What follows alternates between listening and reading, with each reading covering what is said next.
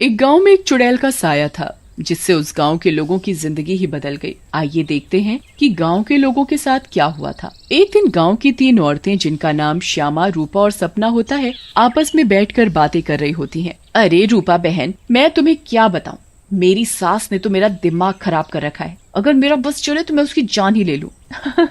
अरे क्या हुआ श्यामा बहन, इतना गुस्से में क्यों हो? शांति मौसी ने क्या कर दिया? हाँ तुम घर में अकेली हो ना, इसीलिए इतने मजे से रहती हो। हमसे पूछो जिनकी सास है, एक तो खाती हैं इतना, रोटी बना बना कर मेरे तो हाथ ही थक जाते हैं, ऊपर से हर काम में कमियां निकालती हैं। सही कह रही हो श्यामा बहन, मेरी कहानी भी कुछ कुछ तुम्हारी तरह ही है। मैं तो जरा सा अपने मर्द के साथ बैठ क्या जाऊं, पता नहीं कहां से बुढ़िया को खबर मिल जाती है, वहीं आकर सर पर खड़ी हो जाती है। हाँ ये तो चिंता की बात है सपना बहन, मौसी को समझाओ, नहीं तो दादी कैसे बनेंगी। रूपा की बात सुनकर तीनों जोर जोर से हंसने लगती हैं। तभी उनकी नजर एक गोलगप्पे वाली पर पड़ती है। गोलगप्पे वाली बहुत ही सुंदर होती है, उसे देखकर तीनों से रहा नहीं जाता और वो तीनों गोलगप्पे वाली के पास चली जाती हैं। अरे तुम तो औरत होकर गोलगप्पे बेच रही हो। ये तो पहली बार देखा है। अरे तो बहन, इसमें बुराई क्या है, कौनो गलत काम थोड़ी ना कर रहे हैं, मेहनत कर रहे हैं। वैसे आप लोग खाओगे गोलगप्पे? बातें तो बहुत अच्छी बनाती हो, चलो देखते हैं गोलगप्पे कैसे हैं। उसके बाद श्यामा और सपना दोनों गोलगप्पे खाने लगती हैं और रूपा वहीं खड़ी हो जाती है। रूपा को ऐसे खड़े देख गोलगप्पे वाली बोलती है, अरे बहन, आप नहीं खा रही गोलगप्पे? क्या हुआ, कहीं आपको अपने फिगर खराब होने का डर लग रहा है क्या? अरे नहीं नहीं, ऐसी बात नहीं है, मैं बस बाहर का सामान कम खाती हूँ और कोई बात नहीं, इन दोनों को खाने दो। श्यामा और सपना गोलगप्पा खाने के बाद बोलती हैं, अरे वाह गोलगप्पे वाली, क्या गोलगप्पे हैं, मुंह से तो स्वाद ही नहीं जा रहा, मजा आ गया। ऐसे गोलगप्पे मैंने जिंदगी में कभी नहीं खाए, तुम तो रोज आया करो, मैं तो रोज ही खाऊंगी। हाँ हाँ हाँ बहन जी, ये भी कहने की बात है, अब तो मैं रोज ही आया करूंगी, नया नया काम जो खोला है। उसके बाद वो गोलगप्पे वाली वहां से चली जाती है और वो तीनों औरतें भी अपने अपने घर चली जाती हैं। अगली सुबह रूपा पानी भरने के लिए कुएं पर जाती है। वहाँ औरतें आपस में बातें कर रही होती हैं। अरे रूपा बहन, पता है तुम्हें श्यामा और सपना कहाँ है? कहाँ है मतलब? अरे अपने घर पर होंगी और कहाँ? आहा, अरे नहीं रूपा बहन, वो दोनों अपने घरों से गायब हैं। कोई कह रहा था कि उनका चक्कर चल रहा था मर्दों के साथ और उन्हीं के साथ घर छोड़कर भाग गई हैं। बेचारे उन दोनों के पति। रूपा को ये बात सुनकर बहुत गुस्सा आता है और वो बोलती है, तुम्हें शर्म आनी चाहिए, औरत होकर औरतों के बारे में ऐसी बातें करते हो। ऐसा कहकर रूपा वहाँ से चली जाती है। शाम को वही गोलगप्पे वाली गांव में फिर से आती है। चीनू और टीनू नाम के 2 मंचुले उसे देखकर बोलते हैं, अबे टीनू, वो देख क्या लड़की है, एकदम एक नंबर, ये तो तेरी भाभी बनने लायक है बीड़ू। सही कह रहा है चीनू, लेकिन इसमें थोड़ा गलती होने का, ये अपन की नहीं, तेरी भाभी बनने लायक है, समझा क्या? फिर वो दोनों गोलगप्पे वाली के पास जाते हैं और बोलते हैं, ए गोलगप्पे वाली, क्या गोलगप्पे खिलाएगी हम दोनों को? आप दोनों भी कैसी बातें करते हैं, ये गोलगप्पे क्या मैंने पानी भरकर होली में मारने के लिए रखे हैं? आप बहुत मजाक किया हो मेरी तरह। वैसे क्या नाम है आपका? नाम में क्या रखा है साहब, आप गोलगप्पे खाइए ना, अगली बार आऊंगी तो नाम भी पता चल जाएगा। फिर चीनू और टीनू गोलगप्पे खाने लगते हैं। वाह, क्या गोलगप्पे हैं, इतने टेस्टी, लगता है तुम्हारे हाथ चूम लूं। मजा आ गया, मजा। फिर टीनू और चीनू गोलगप्पे वाली के सारे गोलगप्पे खा जाते हैं।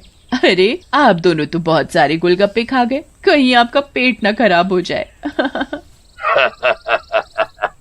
कुछ नहीं होगा हम दोनों को, हम दोनों का बॉडी एकदम स्टील के माफिक है। वैसे कल आएंगी आप यहाँ? लेकिन गोलगप्पे वाली कुछ नहीं बोलती और वहाँ से चली जाती है। रात में ज्यादा गोलगप्पे खाने की वजह से टीनू और चीनू के पेट में दर्द होता है। हाय रे, मर गया। अरे टीनू भाई, ये लड़के का चक्कर अपन दोनों के लिए भारी पड़ गया रे।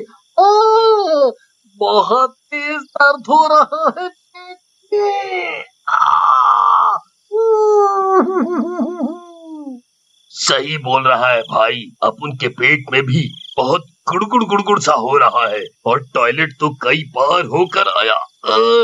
मर गया रे, फिर से आ गई। टीनू और चीनू दर्द के मारे पेट पकड़कर बैठे होते हैं। तभी वो गोलगप्पे वाली उनके पास आ जाती है और बोलती है, क्या हुआ मेरे आशिकों, ऐसे क्यों बैठे हो, पेट में दर्द हो रहा है क्या?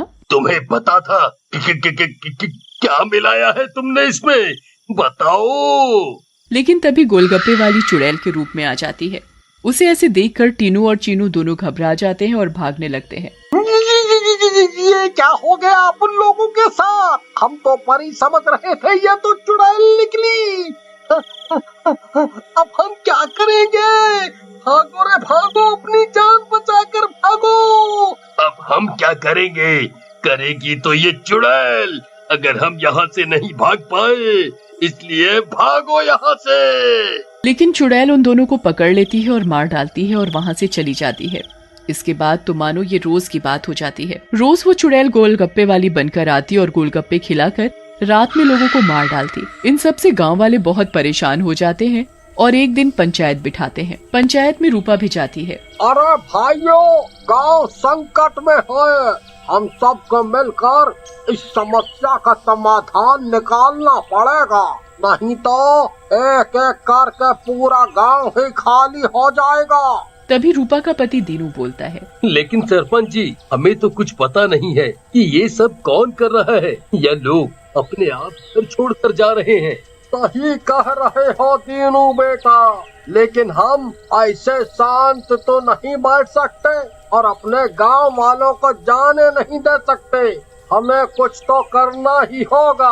हाँ। फिर पंचायत में कोई भी फैसला न निकलने पर सभी गांव वाले अपने अपने घर चले जाते हैं। उसी दिन दोपहर में चुड़ैल फिर से गोलगप्पे वाली का भेष बदल कर गाँव में आती है।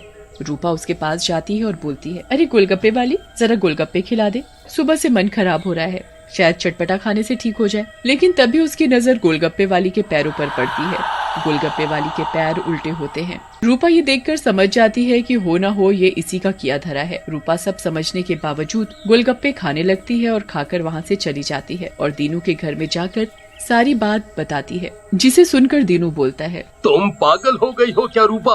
अगर उस गोलगप्पे वाली पर तुम्हें शक था तो तुमने गोलगप्पे क्यों खाए और अपनी जान जोखिम में क्यों डाली? मैंने अपनी जान जोखिम में नहीं डाली, तुमने एक बात पर ध्यान नहीं दिया। गांव में जितनी भी लाशें मिली हैं वो सिर्फ आदमियों की हैं, एक भी औरत की नहीं है। इसका मतलब ये है कि ये चुड़ैल अभी सिर्फ आदमियों को मार रही है। लेकिन रूपा, फिर भी औरतें तो गायब हो रही हैं और वो चुड़ैल निकली तो तुम उसका मुकाबला कैसे करोगी? हम औरतों में बड़ी शक्ति होती है, हम अगर अपनी पर आ जाएं तो किसी को भी अपने बस में कर लें। ये तो एक चुड़ैल है, इसे मैं देख लूंगी। तुम चिंता मत करो। फिर रूपा और दीनू अपने कमरे में सो जाते हैं। लेकिन रूपा की चिंता में दीनू को नींद नहीं आती और वो आंख बंद करके लेटा रहता है। रात में चुड़ैल उन दोनों के कमरे में आती है और रूपा को यूं आराम से सोते हुए देखकर हैरान रह जाती है। ये औरत तो वाकई बहुत निडर है, क्या मत सो रही है, लेकिन आज के बाद डरेगी। ऐसा कहकर चुड़ैल सोती हुई रूपा को उठा लेती है और जंगल की ओर चल पड़ती है। दीनू भी चुपचाप चुड़ैल का पीछा करने लगता है। चुड़ैल एक गुफा के सामने पहुंचकर रुक जाती है और गुफा को खोलती है।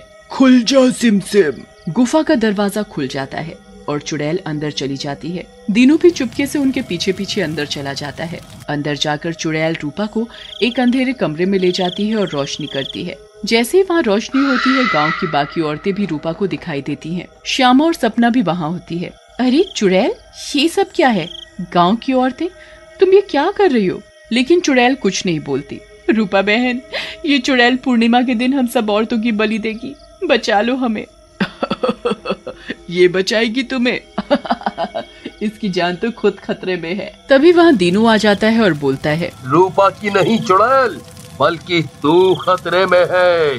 दीनू सब औरतों को जलती मशाल दे देता है। चुड़ैल, तूने हमको और गांव वालों को बहुत परेशान किया है, गोलगप्पों की कसम, तुझे छोड़ेंगे नहीं। ऐसा कहकर औरतें चुड़ैल के ऊपर मशाल डाल देती हैं और चुड़ैल जलने लगती है। मुझे जाने दो, छोड़ दो। लेकिन चुड़ैल थोड़ी ही देर में जलकर भस्म हो जाती है।